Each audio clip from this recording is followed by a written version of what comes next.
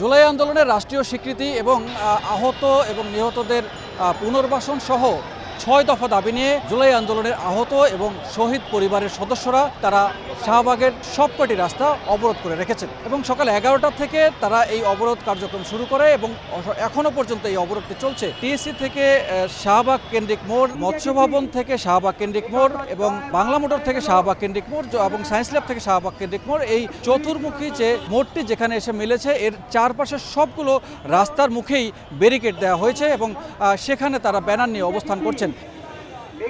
অনতিবিলম্বে এই বিচার কার্যক্রমকে শেষ করা এবং দ্রুত শেখ হাসিনাকে ভারত থেকে ফিরিয়ে এনে তাকে আসামির কাঠগড়ায় দাঁড় করিয়ে তাকে বিচার করার দাবিও তারা জানিয়েছেন। আজকে 6 মাস হয়ে গেছে, খুনি হাসিনা বাইরে এসেছে কেন? খুনি হাসিনাকে তাড়াতাড়ি দ্রুত গ্রেফতার করার ব্যবস্থা করেন আপনারা। যারা দোষী তাদের বিচার হইতে হবে।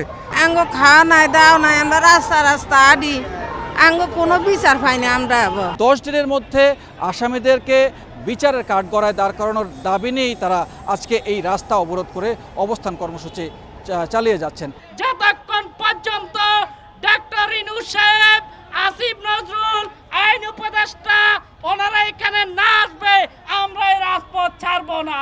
আহতদের এখনও পর্যন্ত পুনর্বাসনের ব্যবস্থা করা হয়নি, সে বিষয়টি নিয়ে তারা ক্ষোভ প্রকাশ করেছেন।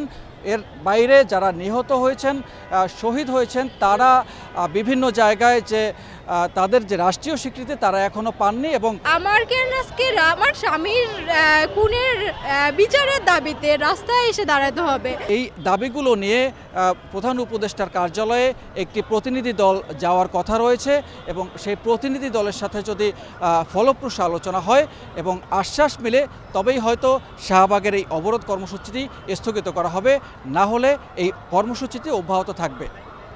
এই ছিল এখন পর্যন্ত শাহবাগ থেকে সবশেষ তথ্য। সানবীর রূপল, সময় সংবাদ, ঢাকা।